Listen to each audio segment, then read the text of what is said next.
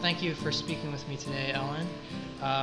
So in Thinking in Type, the new edition, throughout the book you talk about this idea of type crimes, and you point all these different examples out. And I was just kind of wondering, if you could banish any of these type crimes from the face of the earth, what would it be? What's the worst? I think dumb quotes, that really upsets me, and it would be so easy to fix. Yeah. It wouldn't cost anything. Right. It's just knowledge. So that would be an easy one. And I think it's just the most prevalent, too. Yeah. Scaling type at least takes a certain degree of technical courage. Right? Yeah, definitely. But dumb quotes is just dumb. They don't call it that for nothing, I guess. Right. Yeah. I mean, I know for me in my experience, and I think you mentioned this one example of this in your book, whenever you have a very narrow measure, and I know I've had clients where I don't know why this is, but they insist with a narrow measure that they need to have justified copy and no hyphens. People love it, man. And those things cancel It doesn't each go other. together. Right. Hyphens were invented in order to create attractive, justified type. Yeah. So you need a little evil with it. But then I don't like hyphenated flush left. Yeah. And a lot of designers are much looser on that than I am. I gotcha. And I got to be desperate to hyphenate and flush left. I gotcha, yeah. Well, one of the things that I think I like about thinking with type is you manage to, I think, speak to different levels. You cover up, obviously, sort of the basics, the ABCs of typography, so, leading and tracking and all those sorts of things. But you also kind of take it to another level. You're really looking at a lot of historical issues and philosophical issues. And I was just kind of curious, what you hope students and, designers and writers and editors, what they'll get out of that deeper level of engagement. Well, I really intended the book to be useful and to be a manual that would show people how to do stuff. But I also wanted it to be about thinking, and that's why I called it that. And so I did write this series of essays that goes with each of the big sections of the book, letter, text, and grid, that looks at, the ideas that have shaped typography since its invention. Right. And I tried to do it in a way that's not pedantic or overly detailed. A lot of type history people, they can really talk your ear off. And I wanted to kind of give the big picture and yet also tell it from a slightly different, fresh point of view, throw in some theory and critical ideas and bring it up into the present. And I think, people respond to that, and there's some readers are only going to look at the how-to part, but some really like to read about the deeper why of typography. Right. I mean, it like what you were saying, I mean, it's a nice balance. There's, the one thing I think is kind of nice is there's sort of little touches of humor. There's sort of, nerd alert I see throughout the book. And it's just, I guess, warning people there's like a little bit more, detailed explanation of things and things that designers really care a lot about. But I think it gives it a nice light touch. But then, on the other hand, you have, you mentioned, Jacques Derrida and Roland Barthes, and so there's sort of these heavier theories that are mixed in, but not in an unapproachable way, in a very accessible type of way. Well, so it's sometimes claimed, I hear this every so often in design journals or whatever, designers don't read. And, there's been a book that came out not too long ago. That as the title. I bought that. I haven't read it yet. Yeah. But I did buy it.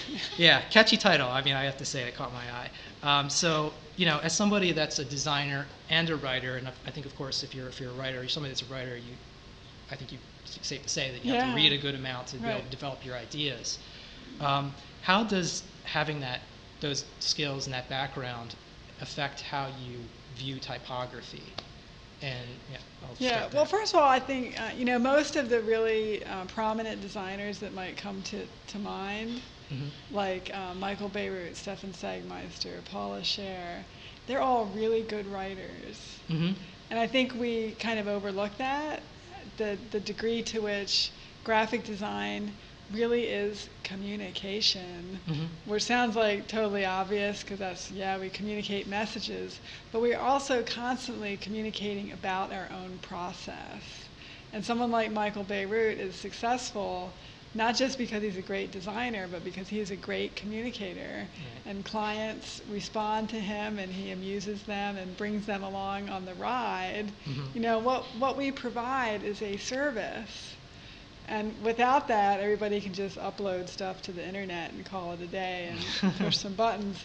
But, you know, designers are offering people a service where they are going to sit and talk to clients about what they want and what their aspirations are. Yeah. And that is, you know, a very intimate, personal process.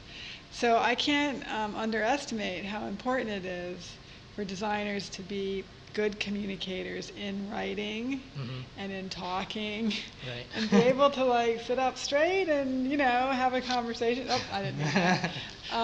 But, you know, that I especially see it with young women, that they have a tendency to be modest, and they don't want to call attention to themselves, and that somehow people, you know, employers will respect them more if they're not loud, and right. And yet you really have to kind of say what's on your mind and say it intelligently and in a way that people will hear.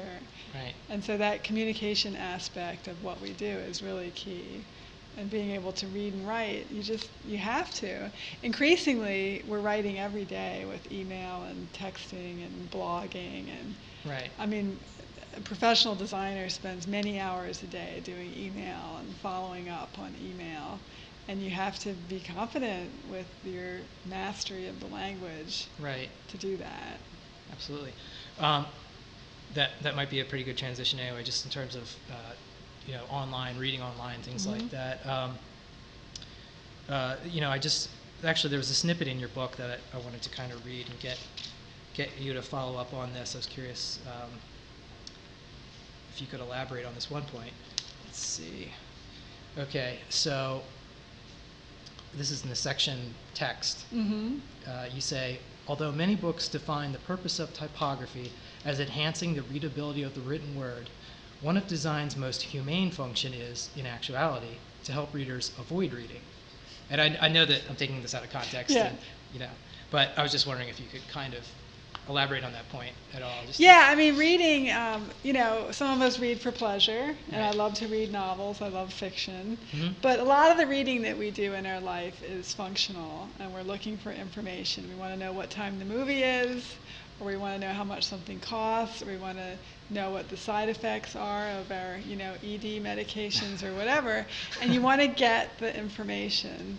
And so design is often about letting people find the part that they need and not be bogged down in the stuff that's not relevant to right. what they're doing. Reading the newspaper. I can't read the whole newspaper.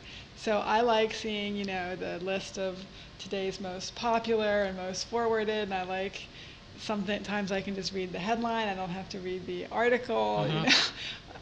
And right. all of that is about using type and writing together to be able to let people choose and not have to read all the way through to get to the one part that they want. And that is really a big function of what we do.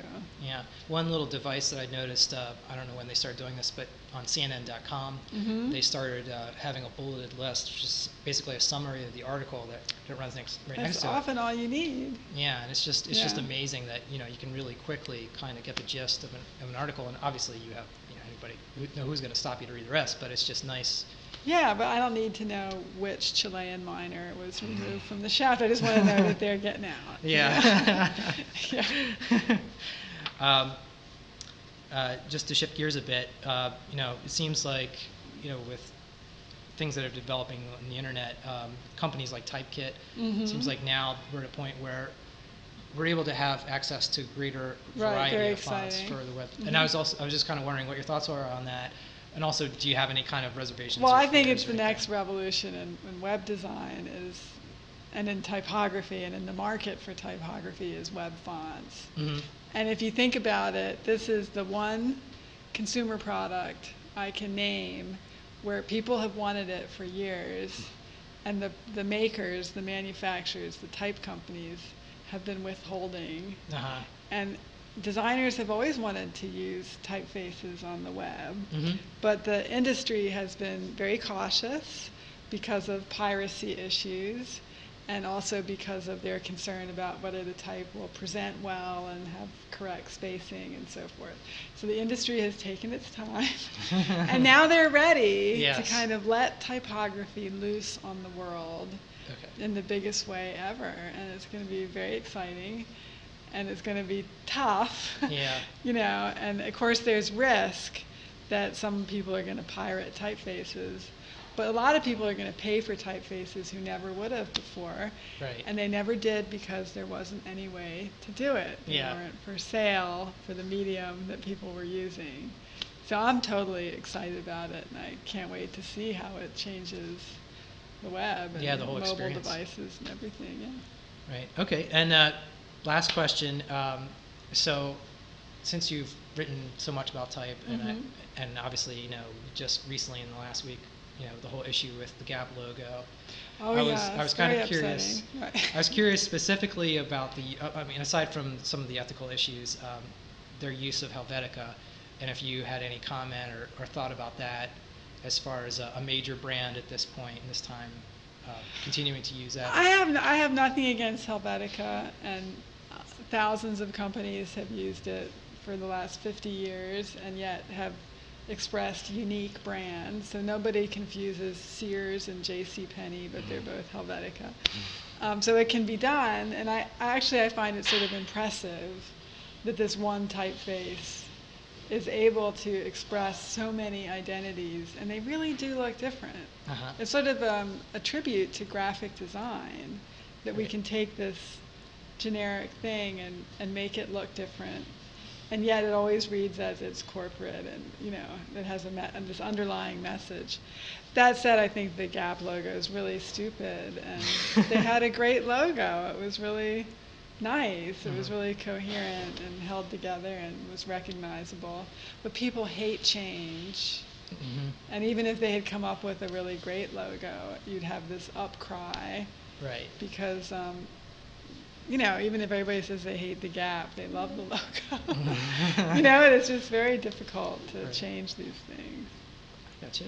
Well, I guess the crowd in that case prevailed, and they went back to the original. It's amazing, isn't it? It is amazing, yes. So, something says something about social media, the power of social media. And it's probably the best thing that happened to the Gap all year. Right? Because now people are like, wow, I love the Gap logo. Probably these same people that were upset never thought about it before, and now they're like believers in the Gap logo, and they saved it from extinction. Pulled back from the brink right there. Exactly. Wow. Well, thank you for speaking with me today. Thanks a lot. Bye-bye.